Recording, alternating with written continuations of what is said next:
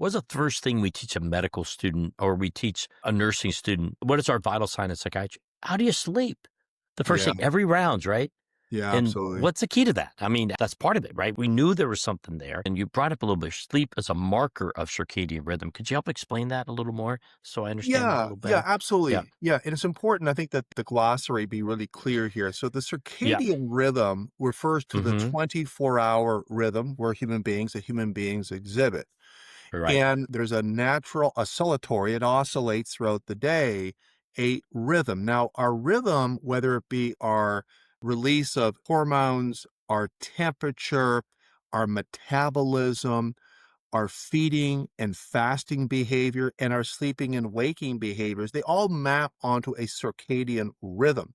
And we often say, Jerry, you should know that the suprachiasmatic nucleus, the Mm-hmm. SCN, the great master Right. pacemaker, it's in the hypothalamus. It's the CEO, if you will, of our rhythm, but it doesn't operate in isolation. We actually have peripheral pacemakers as well located in organs like the liver, the kidneys, and they can be affected more by Zeitgebers. Zeitgebers refers to external reminders or triggers of what the day-night schedule is. Of course, the obvious one is daylight, and that's Mm-hmm. communicated through the retinohypothalamic tract into the hypothalamus, and it sets us whether we're, awake or not awake and so on. So we have a system, a circadian system, which is biologic.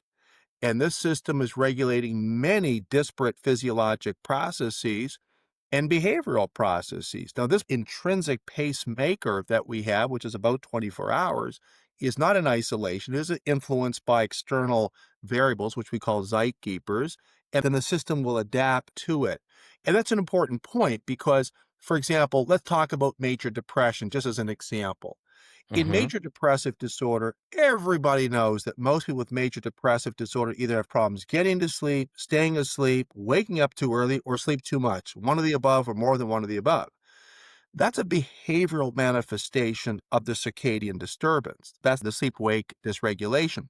But when we look under the hood, if you look into the person's body, what you find is something really interesting. Our REM sleep typically occurs in the latter half of the night. That's normal.